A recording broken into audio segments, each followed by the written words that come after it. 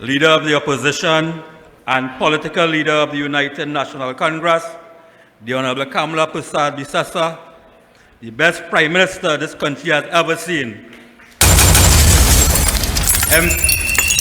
MP Rishi Sicharan and all other members of Parliament, my fellow local government colleagues, pleasant good evening. When I was told that I have to speak at this Monday night report here in St. Helena, I told someone about it, and she said to me, do not mention the size of the region and the population, etc., because you do it every time when you are given the opportunity to speak at forums like these. She said people would think you only have one speech. Sorry, I have to do it again. When funding allocated to the Kuba Tabaki Talparo Regional Corporation, of which I am the chairman, is just $586 per capita. That's been $586 per individual. The lowest in the country, as compared to Port of Spain, which is $6,046 per capita. I have to tell you, I must tell you. Let it sink into our heads about the type of government we are dealing with. The population in the Kuba Tabaki Talparo region is over 178,000 people, as compared to Port of Spain, which is just 37,000, which is more than 3 times the population of Tobago. 75% of this region can be deemed rural, but the only reason I can come up with for what I call this geographical and political discrimination is that we have full control of the entire 14 districts that comprises Kuba Tabaki Talparo. But you know what? With our hard-working councillors at the Kuba Tabaki Talparo Regional Corporation, when the next local government elections are called, the UNC is going to win every electoral district once again in the CTTRC, including the new one, Kuba West Roystonia, including the new one. And if things are not bad enough when it comes to funding at the CTTRC, we have a Minister of Works who has no consideration for the people in this country. All would agree that he's a total failure. Total failure. Let me tell you about this issue. During the heavy rains of October and November of last year, an entire quarry came down onto the Guaracara Tabaki Road, with motorists having to squeeze through mountains of dirt to pass to get to work, to school, etc. Letters were sent from my office to the Minister of Works, and as usual, no acknowledgement. The people decided enough is enough. We came together and protested, we got TV coverage, etc.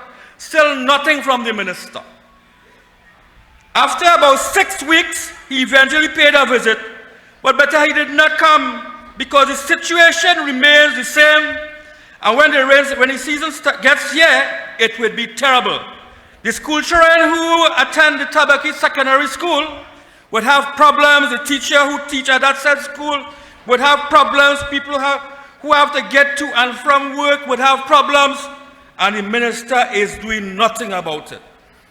The Brasa Venado Government School and the Karatal RC School opened weeks after the school was due to open due to landslides and government failing to repair them in a timely manner. It is only after residents protested that a little was done.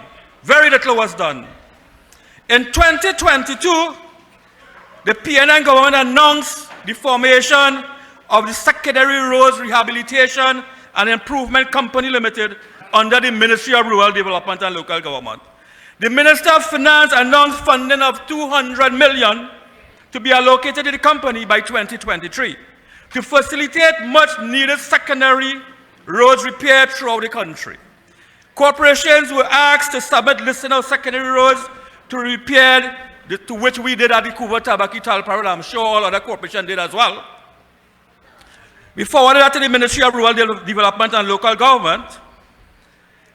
If there was any iota of hope that this initiative would assist local government corporations with road repairs, especially since most UNC corporations receive funding well below that was requested to conduct necessary operations and repairs within their respective regions.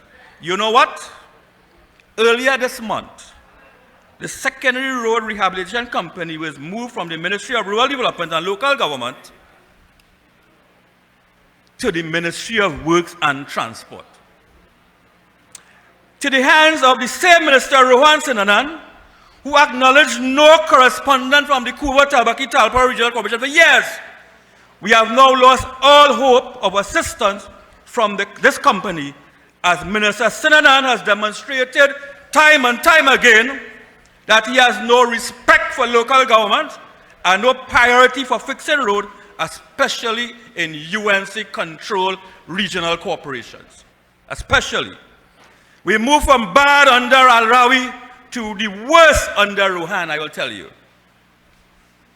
Last week, Friday, our corporation, CTTRC, through our local economic development initiative, organized a joint tour with Tourism TT and the Ministry of Tourism.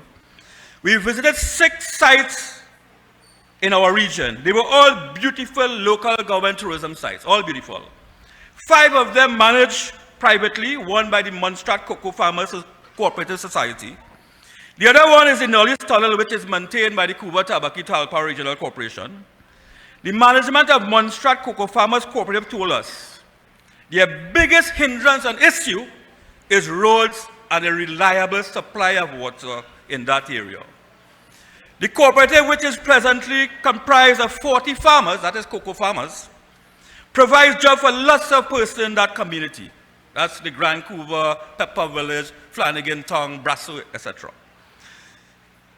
Farmers 8 years ago were getting $4.65 TT for a kilogram of wet cocoa.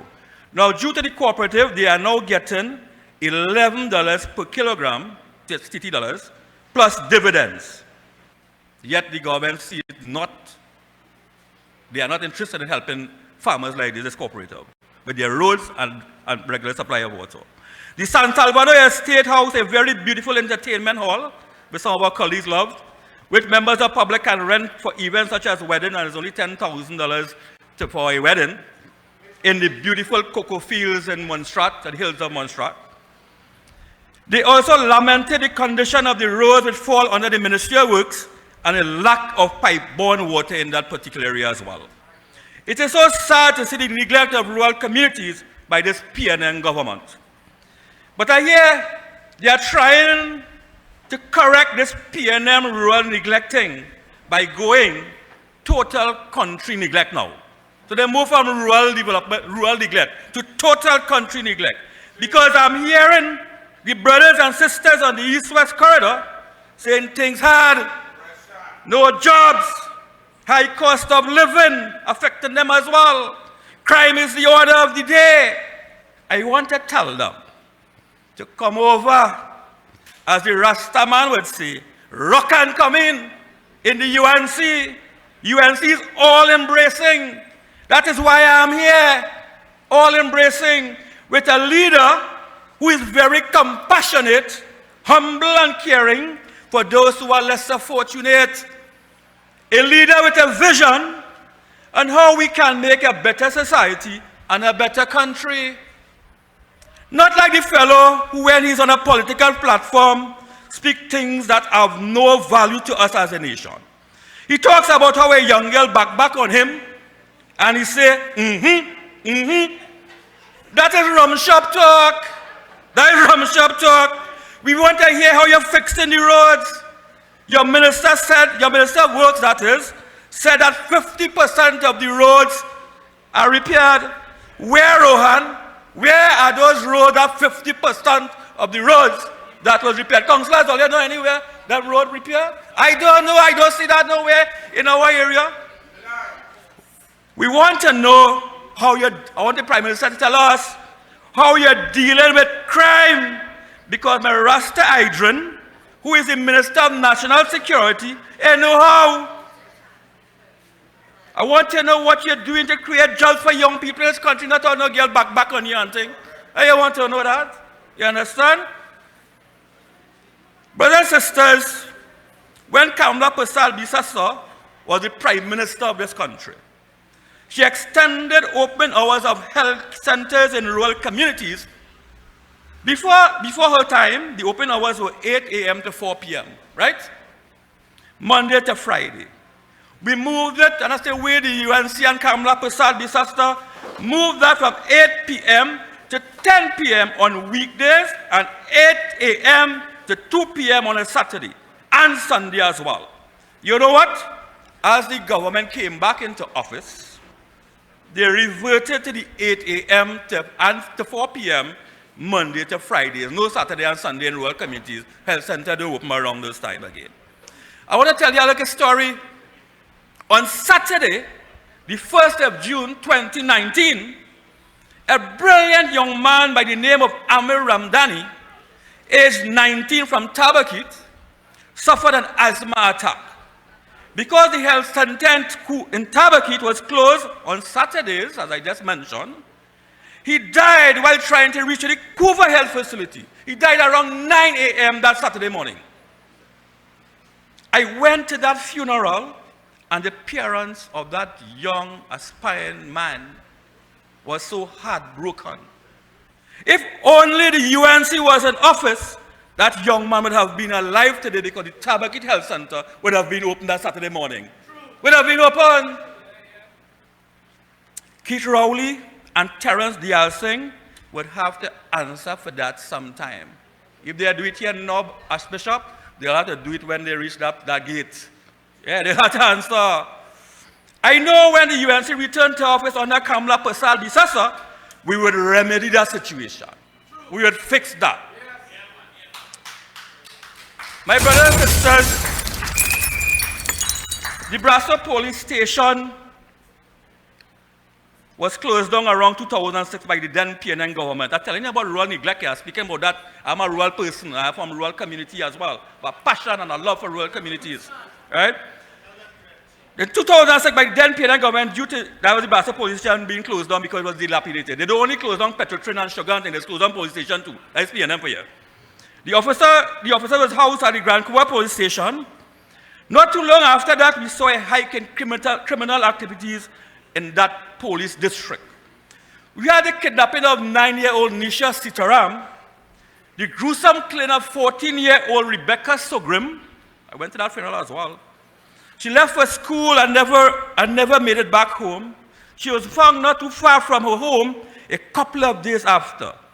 Then the famous Paramfret killing of a young man by the name of Kenneth Sabero as well. All that was happening while the Brasso police station was closed down. We protested for the rebellion of that police station when people said enough is enough. We walked from Tabaki to the police station, which is about 7 miles, protesting. My then colleague, former councillors, the late Sahade Bondu and Paras Ramuta, walked from Caparo and they met us on the police station site in Brasso. We put on white, we marched, nothing doing. We held candlelight vigils, nothing doing. We prayed, we rang bells, nothing doing. All they kill one another up in Tabaki, they didn't care. Thank God, Kamala Persal-Bissessor became Prime Minister in 2010. And in 2013, we had a brand new police station, state-of-the-art, constructed in Brasso. In 2013, brand new. My brothers and sisters, I want to tell you that very shortly will be a time of decision.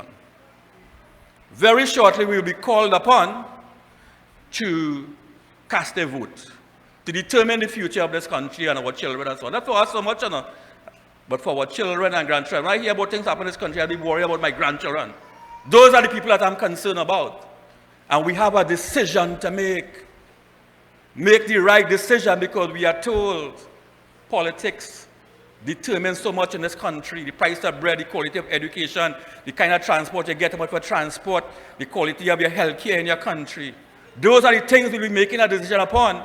And whether or not they're treating my corporation right by giving me what is necessary to treat with the issues of the people who voted us as councillors in our various electoral districts and to represent them and we will represent them. Because I love the UNC. We stand for what is right. We stand for the correct thing. So, brothers and sisters, I thank you very much. Have a good night. Jah love and blessings all the time. This is a message to the nation.